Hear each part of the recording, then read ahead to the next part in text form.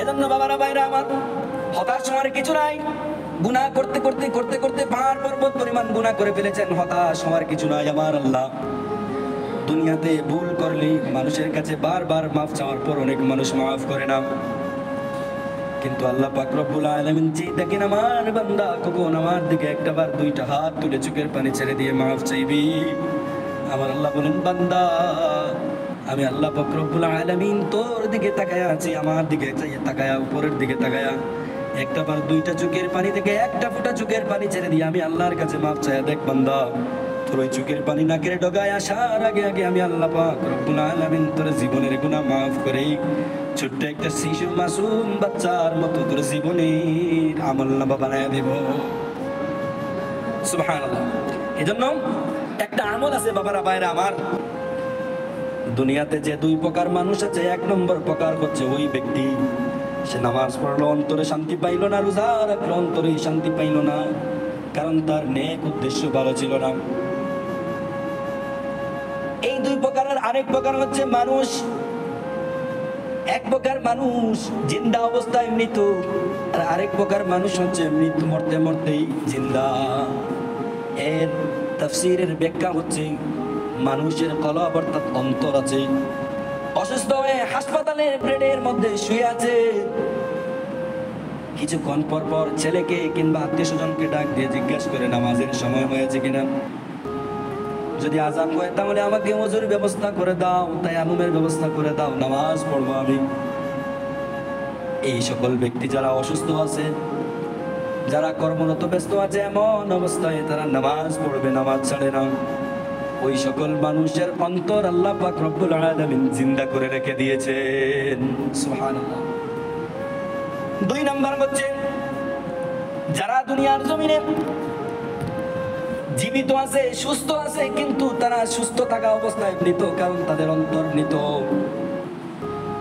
তো বুঝবে কিভাবে অন্তরটা মৃত হয়ে গেছে? আপনি যখন নামাজ পড়বেন, নামাজের মধ্যে যদি আপনার অন্তর শান্তি না হয়, অন্তরে প্রশান্তি না হয়, তাহলে আপনি বুঝতে পারবেন যে আপনার অন্তর জিন্দা না। এজন্য বাবারা ভাইরা আমার, মুরব্বীরা আমার, ভালো করে খেয়াল করে শুনেন, দুনিয়ার জমিনে লোক দেখানো ইবাদত কোনো কাজে আসবে না। লোক দেখানো ইবাদত দিয়ে আপনি দুনিয়াতে মানুষের মন জয় করতে পারবেন, কিন্তু মহান রবের মন জয় করা আপনার পক্ষে সম্ভব নয়। এজন্য দিনের আখলাক, দিনের আদব আপনাকে আমাকে রক্ষা করতে হবে। যখন বুঝবেন নামাজ পড়ার পর দিলটা শান্তি লাগতেছে, বুঝতে পারবেন আপনার অন্তর জিন্দা আছে। জিকিরের মজলিসে গেলে জিকির পড়তে মন চায়, মনে মনে বলতে থাকেন যদি আরেকটু লম্বা জিকির হইতো ভালো লাগতো, বুঝতে পারবেন আপনার কল পরিষ্কার আছে।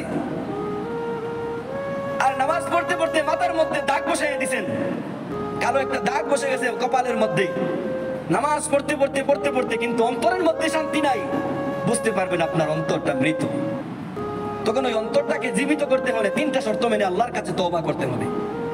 এক নম্বর শর্ত হলো যে এই গুনাহ করেছি, পিছনের অতীতের প্রত্যেক গুনার উপর আমাকে কি করতে হবে?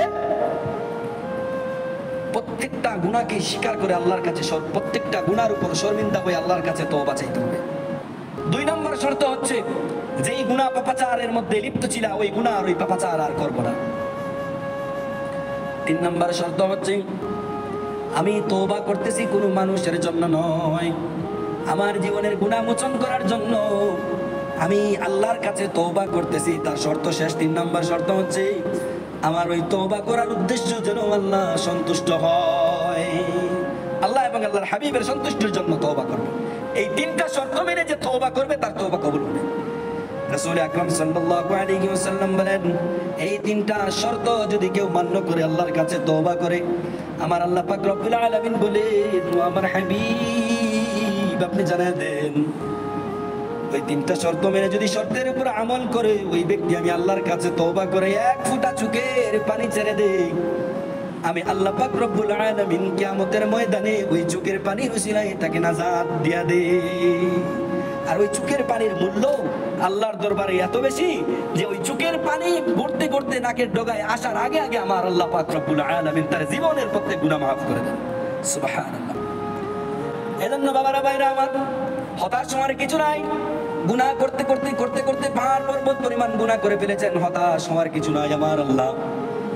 দুনিয়াতে ভুল করলে মানুষের কাছে বারবার মাফ চাওয়ার পর অনেক মানুষ মাফ করে না, কিন্তু আল্লাহ পাক রব্বুল আলামিন যে দেখেন আমার বান্দা কখন আমার দিকে একটাবার দুইটা হাত তুলে চোখের পানি ছেড়ে দিয়ে মাফ চাইবি, আমার আল্লাহ বলেন বান্দা আমি আল্লাহ পাক রব্বুল আলামিন তোর দিকে তাকায়া আছি, আমার দিকে তাকায়া, উপরের দিকে তাকায়া একটাবার দুইটা চোখের পানি থেকে একটা ফোঁটা চোখের পানি ছেড়ে দিয়ে আমি আল্লাহর কাছে মাফ চাইয়া দেখ বান্দা, তোর ওই চোখের পানি নাকের ডগায় আসার আগে আগে আমি আল্লাহ পাক রব্বুল আলামিন তোর জীবনের গুনাহ মাফ করে ছোট্ট একটা শিশু মাসুম বাচ্চার মতো তোর জীবনের আমলনামা বানায় দেব।